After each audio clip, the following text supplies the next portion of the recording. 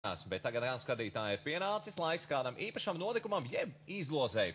Kā piedalīties mūsu izlozei? Pavisam vienkārši. Laika posmā no 1. novembra līdz 12. decembrim ik viens Telekom fiksētā, jeb mājas tālruņa īpašnieks tiek aicināts piedalīties akcijā Uzlabo attiecības ar mājas telefonu. Jā, un var laimēt veselas 3 vērtīgas balvas, tātad katru nedēļu tātad pa 100 latiem 3 cilvēki to laimēs, un lielā galvenā balva 1000 lati tiks izlozēti 12. decembrī. Tas viss notiks arī mūsu raidījumā Tautas balss, bet, protams, kas ir jādara, tad jārunā ilgāk par 5 minūtēm ar kādu, kurš dzīvo ārvalstīs. Vai nu tas būtu kāds mīļotais cilvēks, vai ģimenes loceklis, vai varbūt draugi. Jā, un kā Elēna jau teica, tātad katru otrdienu mēs izlozēsim tos 3 laimīgos, kuri saņem savā īpašumā 100 latus. Bet nu gan, spiedīsim mūsu laptopa pogu un griezīsies visi telefonu numuri.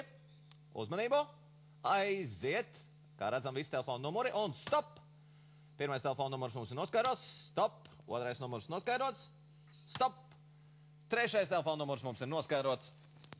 Un mēģināsim pēc maz brīža arī sazināties ar kādu no telefona numura īpašniekiem. Jā, bet ir interesanti arī tāds interesants pētījums bijis, nu, piemēram, ne pētījums, bet varbūt fakti no vēstures, vai jūs esat, piemēram, aizdomājušies par to, kā ir radusies telefona klausulas forma. Tad, lūk, lai radītu ergonomisku telefona klausulu, kompānija kāda 1919. gadā veica 4000 cilvēku galvu nomērīšanu. Nu, nav izskars, ko viņi mērīja, tā kā, kur ir auss, kur ir mute, acīm redzošiem 4000 cilvēkiem, un tā radās klausula tāda, kādu mēs tagad pazīstam.